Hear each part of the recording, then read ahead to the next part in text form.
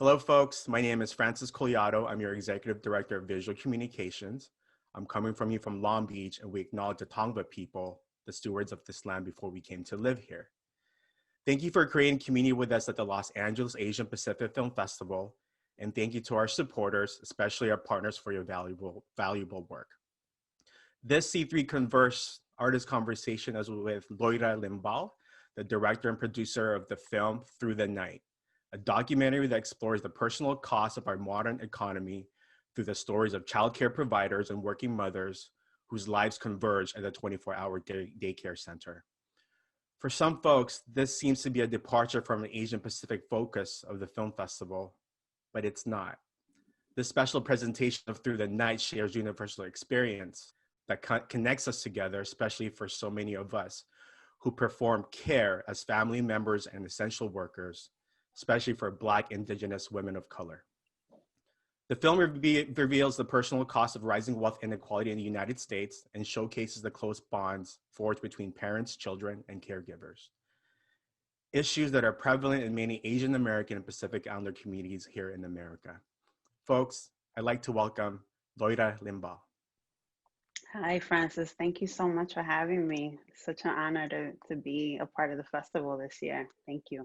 Good to see you. I really mean that. I think the last time we saw each other was at the Firelight Lodge in Park City, and that was really the sort of the last time I felt community with folks in the space. So I really, it's a great sight to see you. You know, when I first heard about your film, it was at a roundtable meeting at Park City too a couple of years ago, and you shared with folks what you're working on. Personally, for me, when I'm on travel, I'm very hypersensitive. Because I do have separation anxiety from my family and my daughter, especially for not being there to say good night or good morning, right?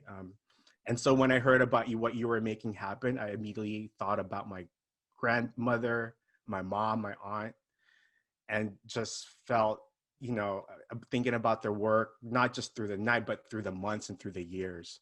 So I felt like you were telling my own personal story too, just with that. So I really appreciate this. Loira, can you please share with us how the idea for this film began and a bit of what the film is about? Sure. So the idea began because I read an article about really rising wealth inequality in the US, but through the lens of um, investigating the fact that now something like, the majority of Americans, or people in the US, I should say rather, um, are working 1.25 jobs to make ends meet. So most people are working more than one job at this point, and that the jobs that are the fastest growing are jobs that require overnight hours or just non-standard hours, randomized hours. People's schedules get set by algorithms. The algorithms do not care whether you have a 3-year-old at home that needs your care or an 87-year-old at home that needs your care. The hours get set by the machines. And so then the article posed this question of, well, who then takes care of people's children in this particular instance? And when I read the article, I was immediately transported to my own childhood because my mother was a caregiver. She worked as a home health aide. She worked the night shift. She worked from 8 p.m. to 8 a.m., 12-hour shifts. And I remember, I'm the oldest of 4. And so I had a kind of like first, like passenger seat view into this ride that my mother was on in terms of trying to provide for us financially, emotionally, physically, all the things, right, that she needed to do for us as a mother, and just how hard that was, and the kinds of impossible decisions that she had to make on a day-to-day basis. And then for me now as an adult and as a mother and as a single working mother myself, really being completely obsessed with the question of like, how did she do it, and how did it affect her, which immediately then made me kind of want to ask that question of women who are in that position today. And so, and then I think the next thought was, this is the story of so many women of color, so many working class folks, right, in our communities.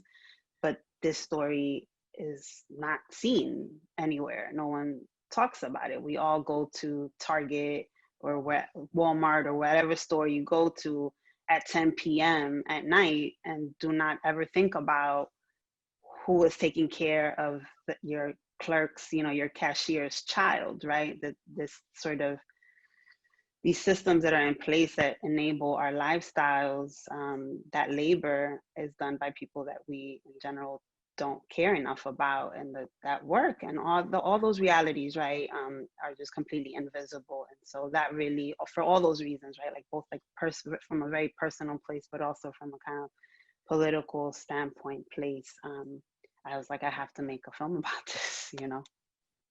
Um, I think what you're really talking about is, we have a society that expect, especially women, to contribute to economic system, but does not support them to be part of the economic system, right? And Mm-hmm. and I think the idea of sort of caring, you have to care for somebody else and who's caring for you and your children.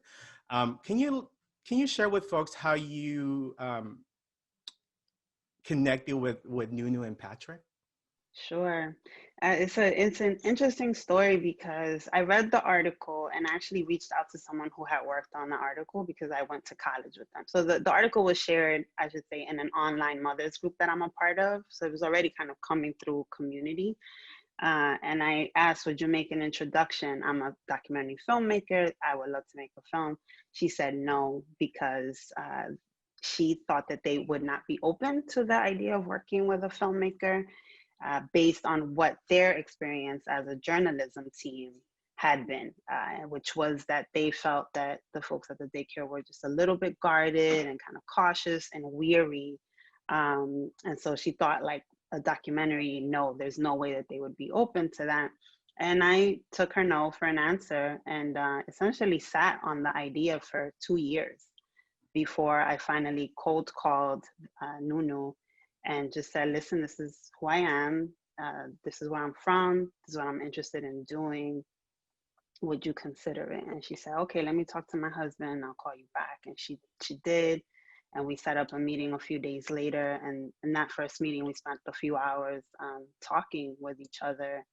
And then essentially, developed a relationship and a friendship, over the next few months, even before, we brought cameras in or anything like that.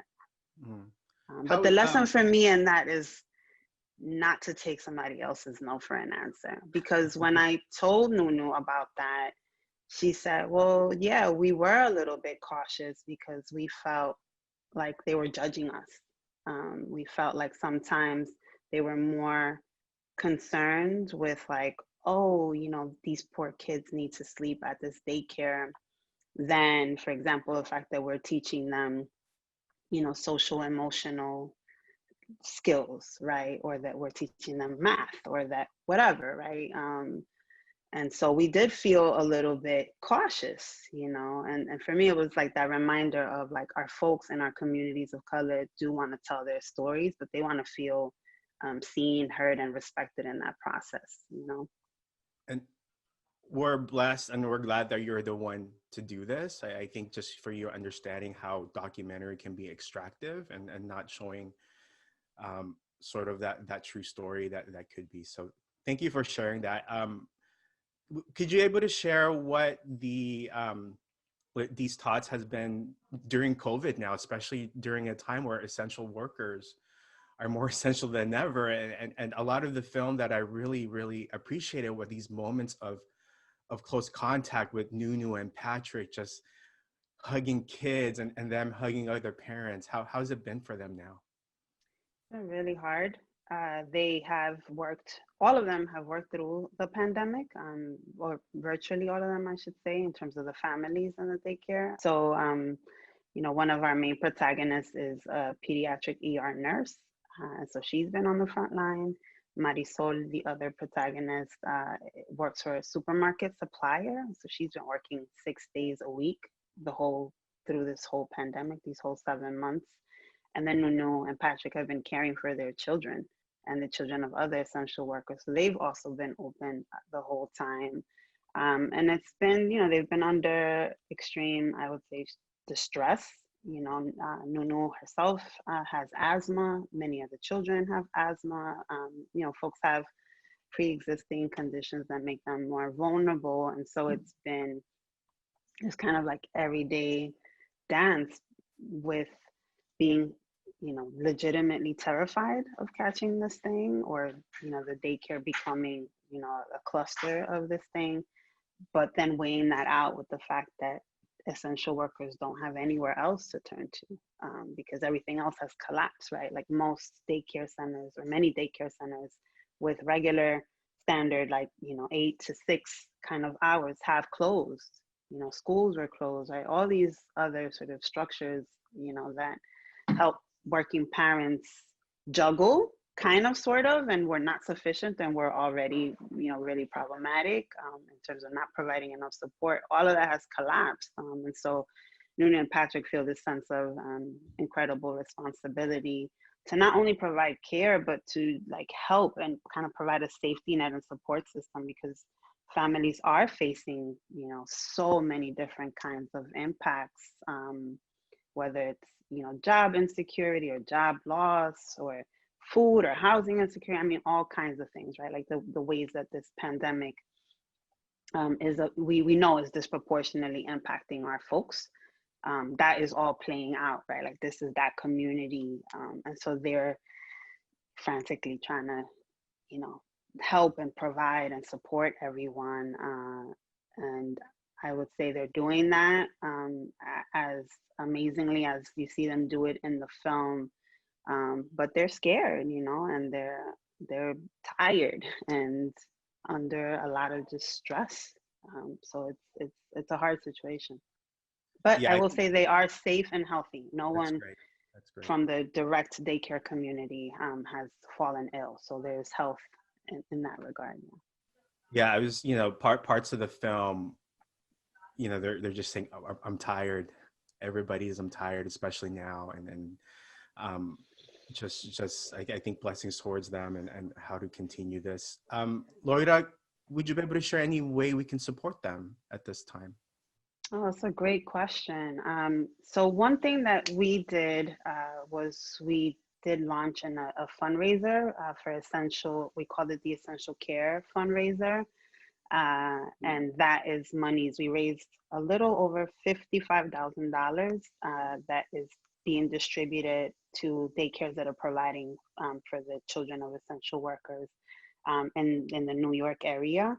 And the funds are being distributed by providers and parents that are part of these kinds of communities. So they're sort of deciding how the monies, get uh, get get distributed. And obviously, it's not enough. It's just it was like something that we felt like we could do to provide some tangible, really small relief. It's like Band-Aid at best, but we felt like it was our responsibility to try to do something. And it was Nunu and Patrick's idea. Um, so that's closed now, but, our impact campaign is released for the film, is really centered, like the North Star is care for caregivers. And so, for folks that are interested in supporting them, I would just encourage people to connect with us, via our website, which is just throughthenightfilm.com. And we will be, rolling out different ways to support, and provide kind of direct touch points, to, Nunu's daycare, daycares like it. And, my hope would be that we could do that across the country.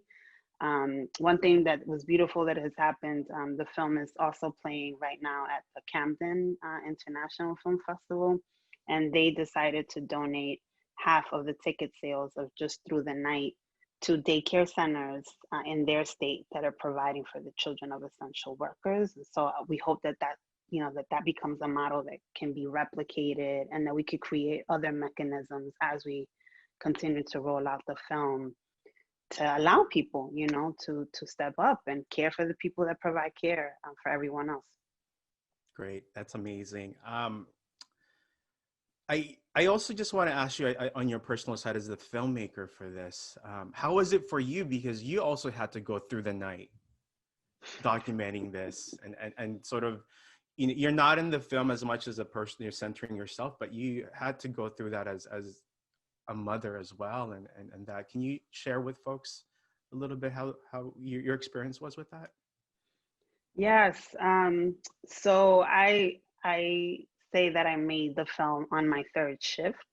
um, because I work a full-time job and I have my kids. And so I would typically work on the film during the night or on weekends or on holidays or kind of, I felt like I was kind of constantly like robbing Peter to pay Paul type of thing in terms of time.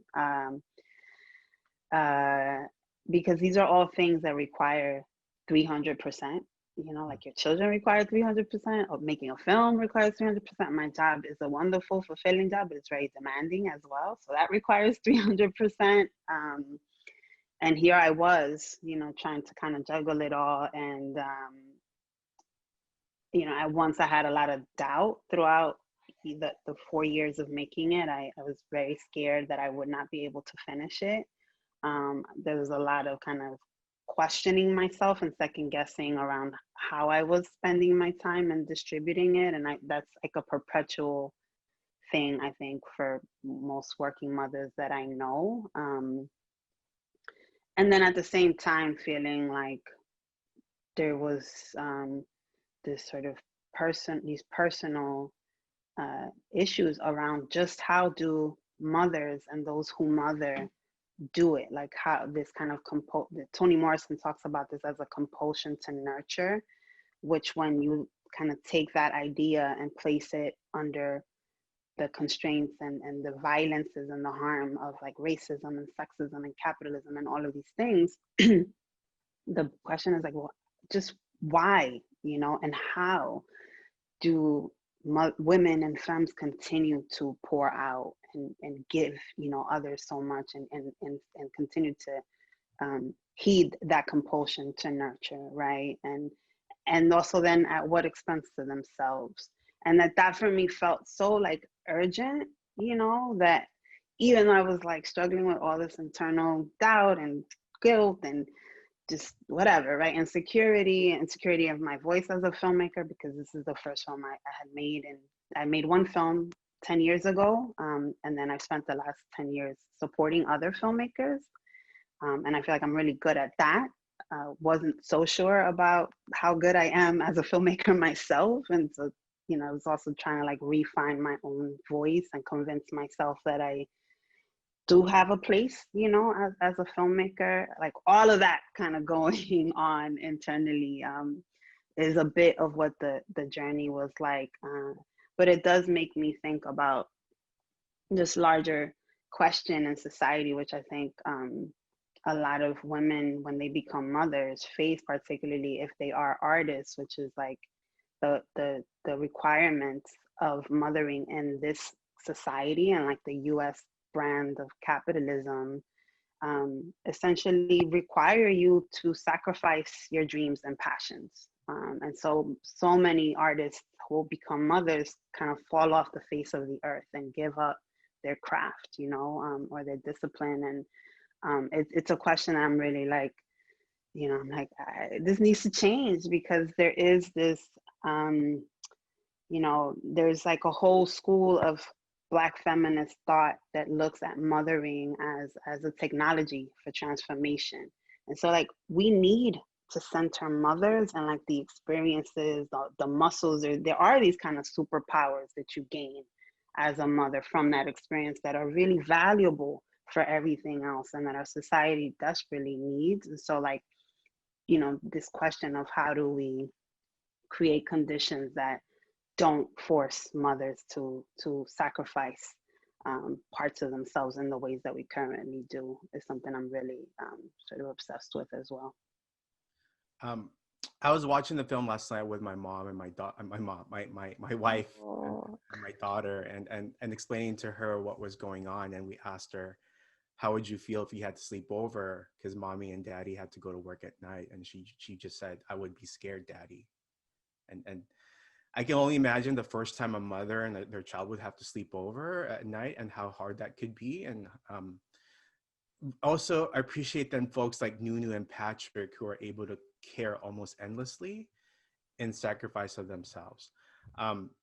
While the film navigates the challenges and hardships, what I truly appreciate are the moments of happiness that you captured, and those moments filled with smiles and hope, and really that technology you're talking about with the film. I think my biggest takeaway just in this life, we all simply just want to care and be cared for. And I just want to thank you for sharing Nunu, Patrick, the mothers, and the children all as a family. And we appreciate that the work that Nunu is doing in raising children with caring hearts. And hopefully this is the future of not just caregiving, but caring people. Laura, is there anything final that you want to share with the audiences before we wrap up here? Yeah, I would just would want to say that I think like that, hearing your daughter say that you would be scared really makes me think about, again, the fact that some of the things that are now just becoming visible to many members of our society have been the reality for our communities, and that the possibilities and the lifestyles that people who have never had to think about these things, that is made possible by the oppression of the people who do the labor that makes it possible, right? And so at this moment where everything is collapsing, my hope is that we can, sort of begin to act like we know the things that we now know. And caregiving, like you said, at the end of the day, that is critical to our survival as a species, right? Like that's just, it's literally essential, to overuse the overused word. And so, I think there's a way in which we can all take that, into both our individual frameworks and how we move through the world, on a sort of individual basis. But I also hope that we can bring it into our movement so that as we are thinking about, recovery or how we make it survival through this period that we're in, that we can center the people who have kept us alive. Because anything other than that is not going to be survival. There will be no recovery. There will be no way forward. And so I think that's my parting thought. One more parting thought is, you started with saying that, for many people, this might be, a kind of a departure, this film, because the communities are primarily Black and Latinx, that are featured in the film. Um, but it's not a departure because this is a shared reality, across our communities. And I often think about the statistic of like this country being majority minority. I 2040, is it? I always forget the actual year, right?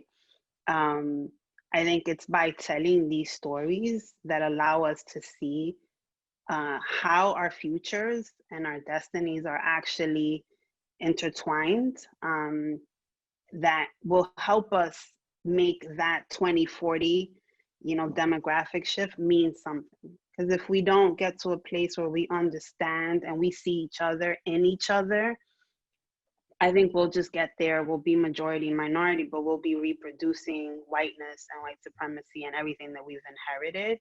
And so for me, it's a real honor, to be in the festival as a special presentation within the framing that you all have given it. So I just want to say thank you, from the bottom of my heart for that.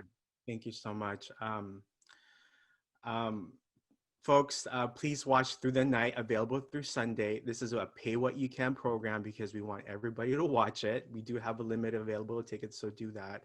And we are donating all the proceeds back to our caregivers, and I'll let you know, Laura, we'll connect back on. Oh, that's amazing.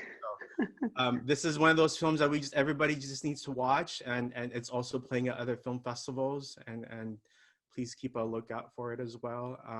Laura, thank you for being in this space again, or this virtual space, trying to just connect community with you, and blessings to you, and please stay safe.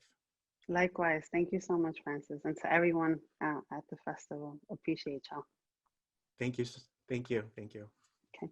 Bye.